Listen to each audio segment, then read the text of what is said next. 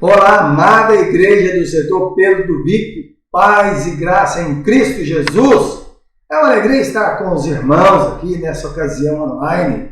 Daqui uns dias vai ser presencial, tá, gente? Daqui uns dias essa pandemia vai acabar, vai ter uma cloroquina na vida e vai ter um remedinho fácil, todo mundo vai ser imune e nós vamos passar por isso porque haverá outras coisas, outras situações que virão. Mas, enquanto isso, vamos seguindo aí do jeito que o Papai do Céu está nos permitindo. E queremos agradecer aqui ao pastor Afonso, ao reverendo Tonhão, Antônio de Paula, né? Muito obrigado ao conselho da igreja por ter nos feito o convite para estarmos hoje conversando um pouquinho sobre família. Que Deus abençoe. Que Deus abençoe a Vânia lá em Palestina, que está lá com o papai, né? O Vadinho, que está lá, não está com a saúde muito bem, está debilitado, e vamos continuar orando por essa família. Reverendo Afonso, que Deus abençoe sua esposa, família aí, nessa situação aí, que Deus abençoe. E a nós aqui, queridos, que Deus nos abençoe também. Mais uma vez, muito obrigado aí pela oportunidade. Eu aconselho também, quero franquear minha palavra, minha gratidão a vocês aí por terem nos dado essa oportunidade de partilhar da palavra de Deus. Tá bom, queridas? Quero te convidar a que você que está aí na sua comodidade do lar, né, que abrir sua Bíblia em Atos 16. Estaremos fazendo a leitura de 6 a 15. Atos 16, de 6 a 15. Quero trazer uma proposta para nossa pregação dessa noite. Lídia e sua família, um exemplo a ser seguido. Atos 16, de 6 a 15. Estarei fazendo a leitura e vocês acompanhem, por favor. E percorrendo a região frígio-gálata, tendo sido impedidos pelo Espírito Santo de pregar a palavra na Ásia, defrontando Mísia, tentavam ir a Bitínia, mas o Espírito Jesus não permitiu. E tendo contornado Mísia, desceram a Troade. À noite, sobreveio a Paulo uma visão na qual um varão macedônio estava em pé e lhe rogava, dizendo: passa a Macedônia e ajuda-nos. Assim que teve a visão, imediatamente procuramos partir para aquele destino, concluindo que Deus nos havia chamado para lhes anunciar o Evangelho. Tendo, pois, navegado de Troade, seguimos em direitura a Samotácia no dia seguinte, a Neápolis e dali a Filipos, cidade da Macedônia, primeira do distrito e colônia. Nessa cidade permanecemos alguns dias. No sábado, saímos da cidade para junto do rio, onde nos pareceu haver um lugar de oração, e assentando-nos, falamos às mulheres que para ali tinham concorrido. Certa mulher chamada Lídia, da cidade de Tiatira, vendedora de púrpura, temente a Deus, nos escutava. O Senhor lhe abriu o coração para atender às coisas que Paulo dizia. Depois de ser batizada, ela e toda a sua casa nos rogou, dizendo: se julgais que sou fiel ao Senhor, entrai em minha casa e ali ficai, e nos constrangiu a isso. Vamos orar, queridos. Pai querido e Pai santo, Senhor nosso, nos ajude, Pai querido, nessa ocasião onde estaremos conversando, ouvindo, Pai querido, ensinando e sendo instruídos não por homens, mas senão pelo Senhor, em relação à palavra do Senhor. Conduza-nos, ó Pai, de um acordo com que o Senhor seja glorificado. Abençoe, Pai querido, esses irmãos que estão nos ouvindo. Abençoe, Pai querido, aquele que fala. Que tanto na fala quanto na audição, Deus seja louvado. Dê-nos a oportunidade de aprender um pouco mais com personagens bíblicos como Lídia. Que ela e sua família nos seja exemplo e motivação, para enquanto nós, como família, possamos também caminhar com a mesma perspectiva. Ajuda-nos, ó Pai, a ser conosco. Rogamos isso em Cristo Jesus. Amém. Queridos, o que nós temos aqui é Paulo, já ali na sua segunda viagem missionária, mas me permita um pouquinho, vamos tentar fazer um resumo histórico. Há 5 anos atrás, vamos colocar assim, há 5 anos atrás, Paulo terminou sua primeira viagem missionária. Então, diz para Barnabé, chama Barnabé, para voltarem às cidades nos quais eles haviam pregado o Evangelho e estivessem reforçando ali com os irmãos a fé que lhes foi colocada. Naquela ocasião, Paulo e Barnabé se desentendem, porque Barnabé queria levar o seu primo, Marcos, que na primeira ocasião, na primeira viagem, no comecinho da viagem, Marcos volta para Jerusalém. Então, nessa ocasião, que Paulo vai discutir com Barnabé, que não concordava. Até porque Paulo estava imaginando que não poderia confiar em Marcos, nesse caso, uma vez que ele já havia deixado. Ou seja, a confiança ficou ali um pouco arranhada. Então aquela discussão foi tamanha que Barnabé pega João Marcos e vai para Chipre, que era até a terra de Barnabé. Paulo pega Silas, pega Timóteo e caminham ali para a sua trajetória. Quando ele chega em Listra, tem aquela ocasião que ele já recruta Timóteo ali, então segue os três. Mais na frente Lucas, também o historiador, o que escreve o livro de Atos, vai acompanhá-lo. A segunda viagem missionária durou 3 anos. Nesses 3 anos ele fica um bom tempo andando por aí. E o que você vai observar aí nessa caminhada aqui, eu queria colocar algumas observações que eu vou atentar um pouquinho ali na frente. Primeiro, o Espírito Santo não permitiu com que Paulo fosse para o leste, para Bitínia. Ponto. Bem ali ao leste de onde eles estavam. Estavam na Síria, ali na Antioquia, e está seguindo ali bem ao norte. Ele queria ir um pouco para leste, o Espírito Santo não deixou. Também ele queria ir para a Ásia, para o oeste. O Espírito Santo, mais uma vez, não deixou. E o que tínhamos aqui na Ásia? Seus irmãos leem em Apocalipse capítulo 1, capítulo 2, nós vamos ler ali, parte do capítulo 3, vamos olhar o quê? As 7 igrejas pelas quais Jesus, através de João, manda as 7 cartas às igrejas do Apocalipse.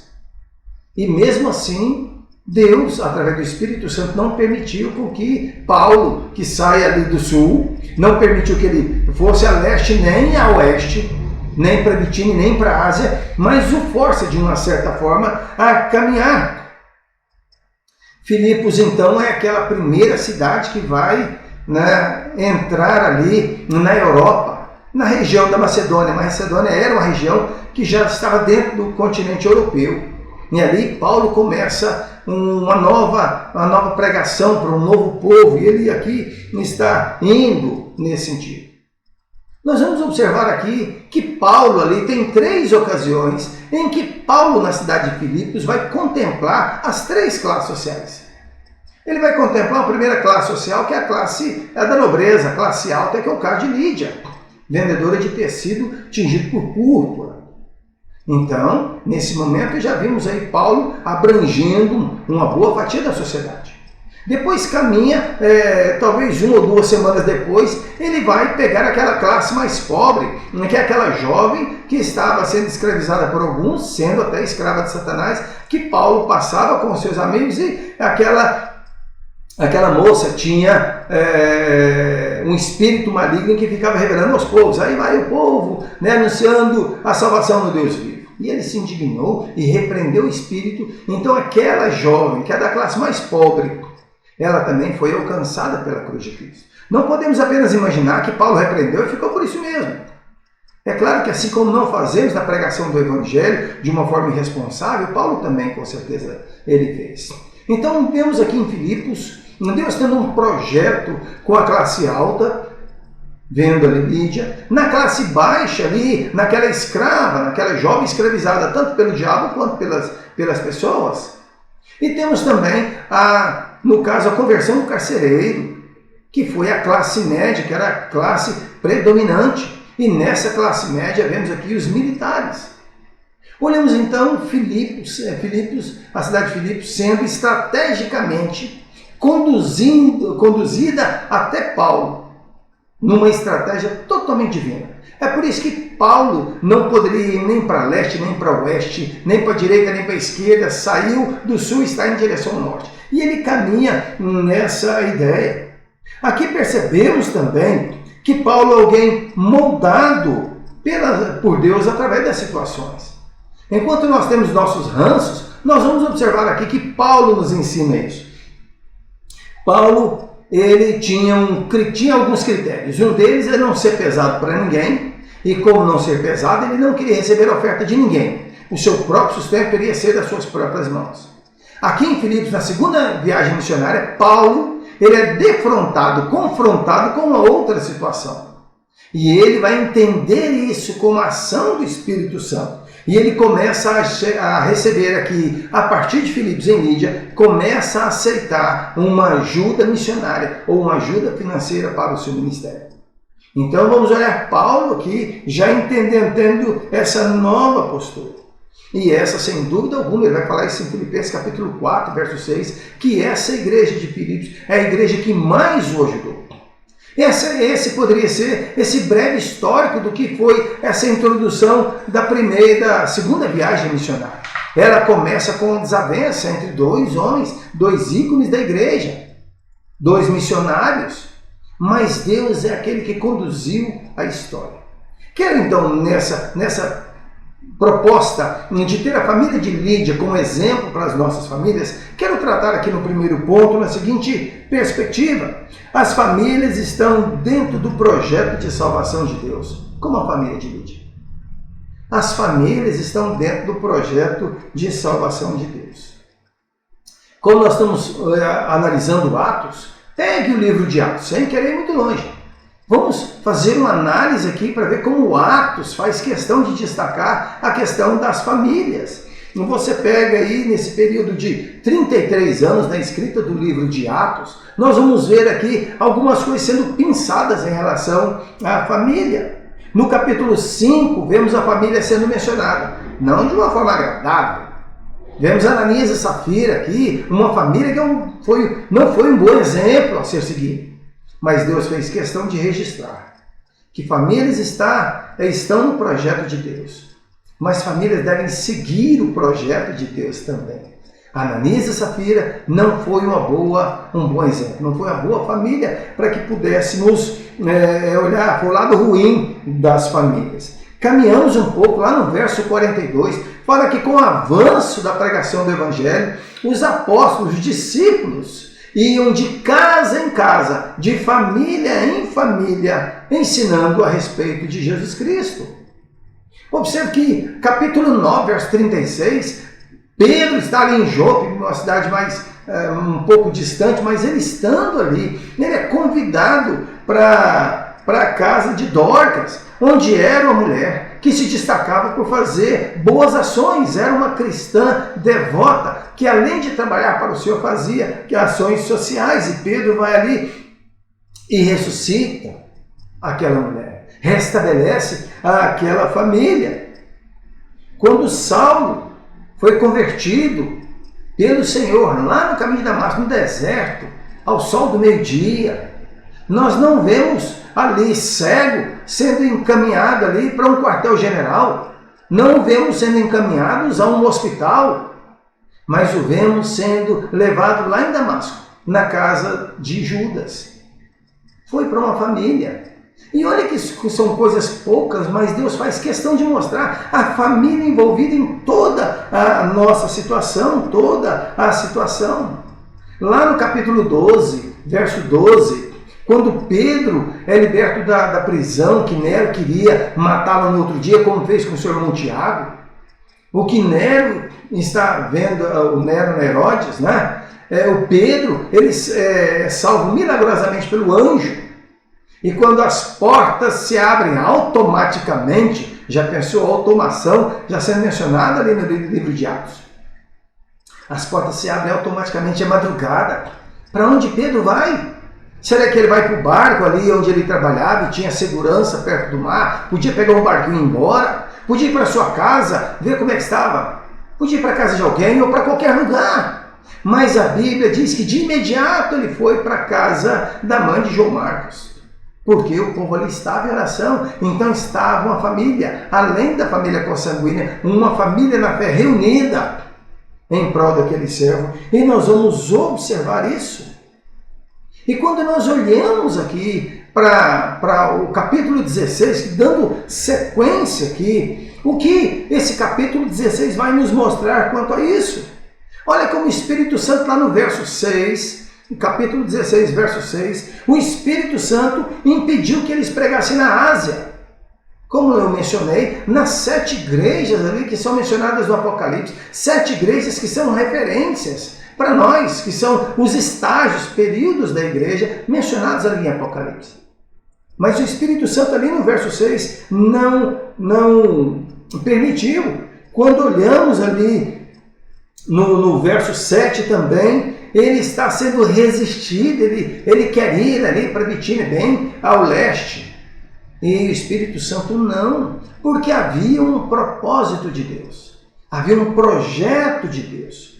E quando pensavam ir para qualquer outro lugar, lá no verso 10, com a visão do varão macedônio, Paulo entende que havia um chamado de Deus. Então o projeto foi realinhado, não pela vontade humana. E Paulo então caminha bem ao norte e se encontra aqui em Filipe.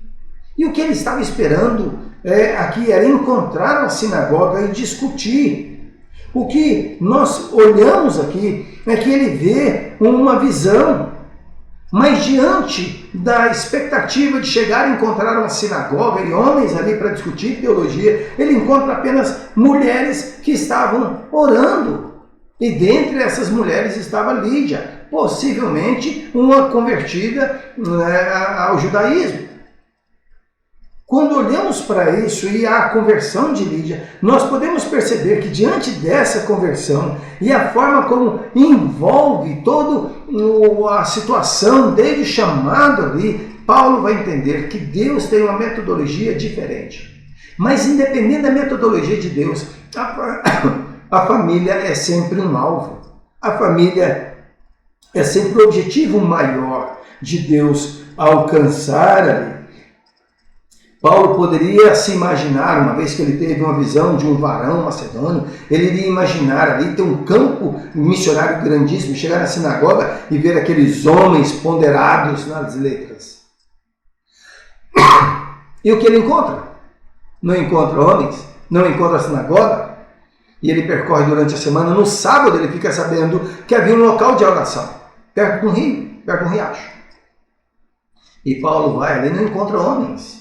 Ao contrário do que visão, mas ele encontra mulheres tementes a Deus, mulheres orando a Deus, mulheres ali que estão preocupadas em receber de Deus a instrução.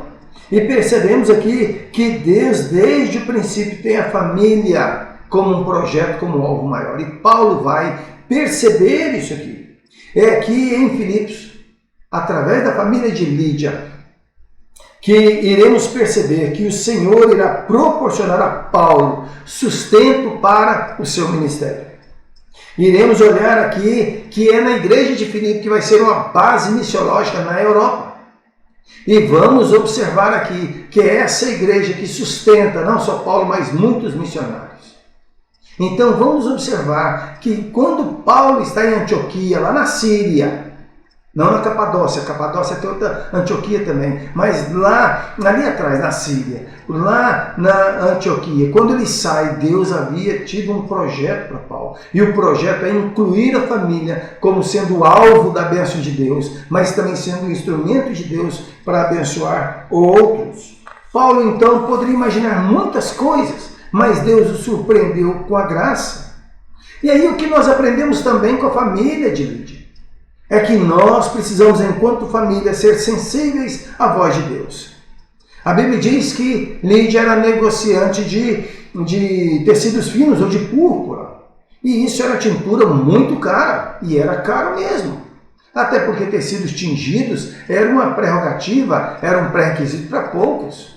E ainda mais a púrpura, que o tecido era caríssimo. E então Lídia era de uma classe social bem alta. Era alguém que estava ali na elite da sociedade. O que olhamos aqui é que, por ser temente a Deus, Lídia dava seu testemunho de fé no contexto em que transitava, numa classe social elevada da sua época.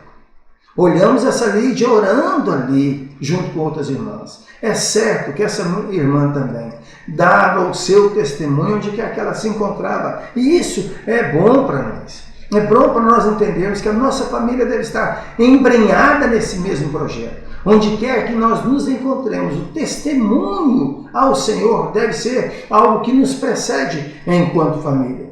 Deus ali deseja que tenhamos famílias, assim também em nossos dias, famílias que testemunham a respeito da sua fé. Lídia vai ser aquela mulher que tinha sensibilidade, e essa sensibilidade foi gerada pelo Espírito Santo.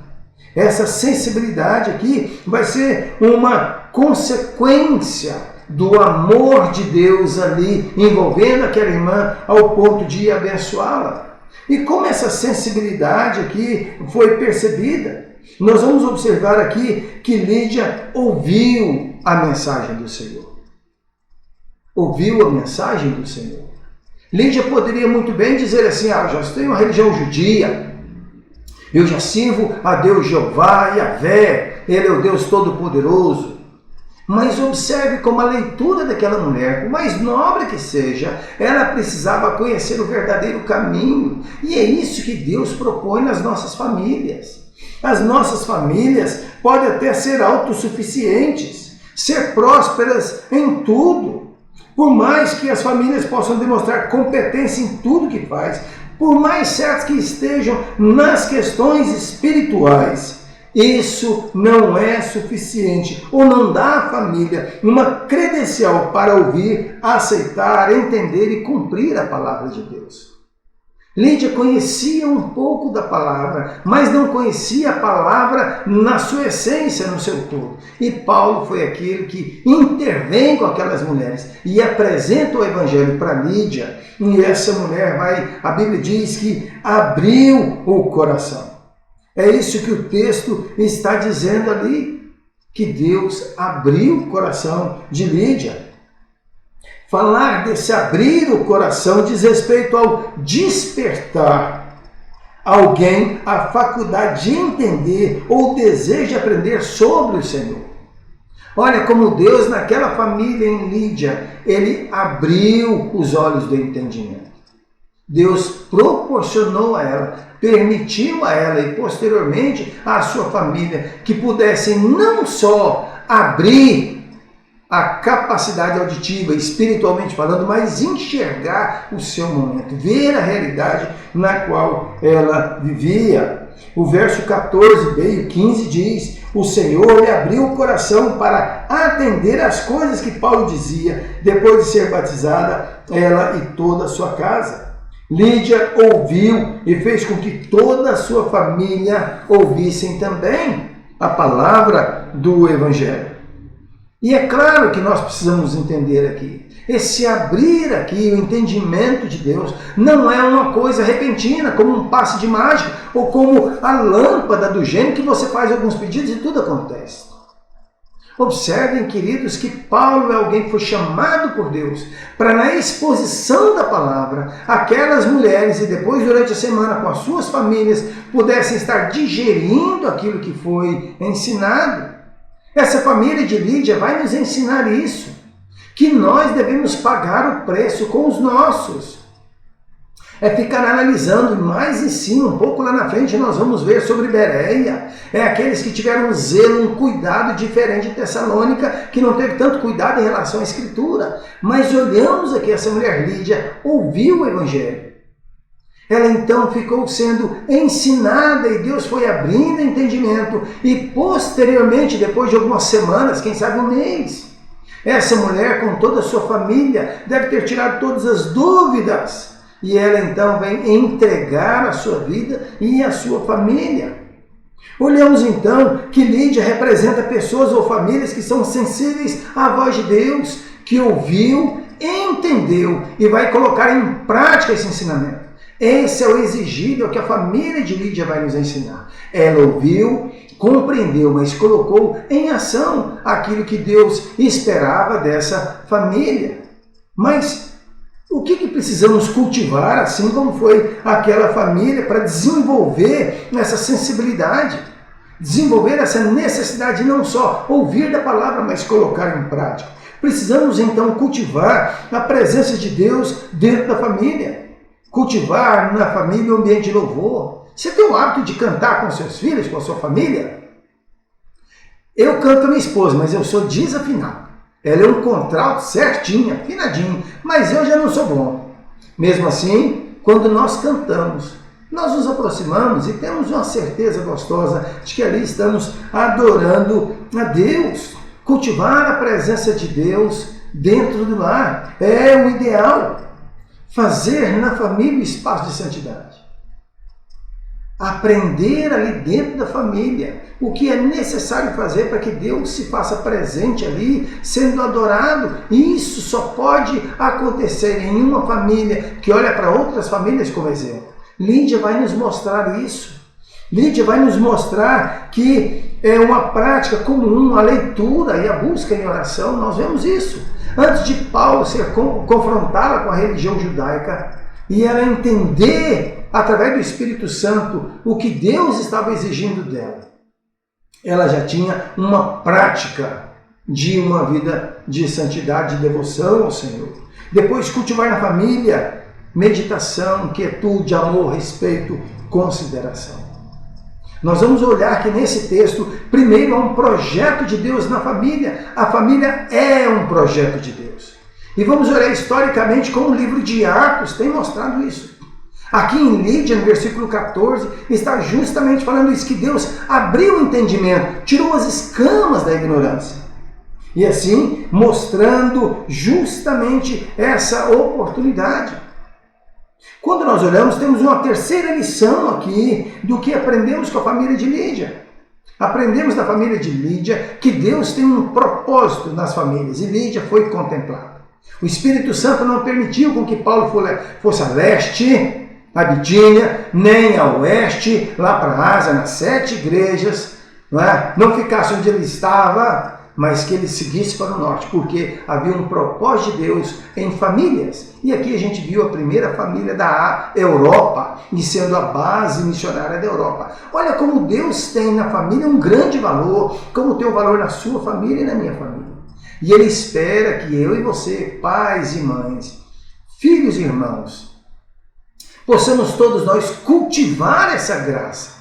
Ter o hábito agradável em casa, de ter cânticos espirituais na boca.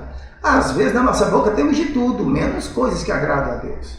As palavras que desferimos contra os nossos queridos dentro da família são setas bem venenosas, inflamadas, como diz o Salmo. Então que nós devemos e precisamos cultivar na família um ambiente que nós vimos aqui na família de Lídia. Lídia desenvolve um ambiente onde todos chegaram à mesma conclusão de fé que ela, e ao longo de alguns dias e semanas foram todos alcançados pela cruz de Cristo e em momento oportuno foram batizados. O batismo é a confirmação, o batismo é a celebração da aliança, de que Deus é o Senhor da família, mas que aquela família assume o compromisso de viver em servidão a esse Deus. É isso que olhamos, e tem uma outra lição aqui que podemos observar, aprender com a família de Lídia. É que Lídia e sua família nos ensina que devemos apoiar a obra de Deus, ou apoiar os trabalhos da igreja. Vamos ver em Lídia dizendo isso, verso 15. Observe comigo aí no verso 15, a parte B. A Bíblia diz que depois de ser batizada, ela e toda a sua casa nos rogou dizendo: se julgais que sou fiel ao Senhor, entrai em minha casa e aí ficai, e nos constrangeu a isso. Observe aí que Lídia, agora convertida, nossa irmã em Cristo, ela constrangeu Paulo. Essa ideia de constrangimento é que ela insistiu, suplicou, rogou. Ela colocou Paulo na parede. Olha o ensinamento que está por trás aqui. Paulo tinha suas convicções de não ser peso para ninguém. Isso lá no capítulo 20 ele vai deixar isso claro também. Que ele não queria ser pesado para ninguém, que ele ia trabalhar com as próprias mãos, que ele ia ser um fazedor de tenda, e ia sustentar, e ele não precisava que ninguém o sustentasse, para que ninguém viesse falar: eu sou o que sustenta Paulo. Paulo está aqui recebendo aquela oportunidade de aprender com aquela família e nos ensinar que por muitas ocasiões Deus quer mudar alguns conceitos nossos que achamos certos. mas devemos deixar com que o Espírito Santo conduza a nossa vida. Paulo foi aquele que recebeu de Lídia e de sua família um apoio aí naquele momento. Olha o verso 40 desse mesmo capítulo 16. O que você vai ver ali? Essas duas cenas seguintes, as duas cenas assim, os dois movimentos de Paulo.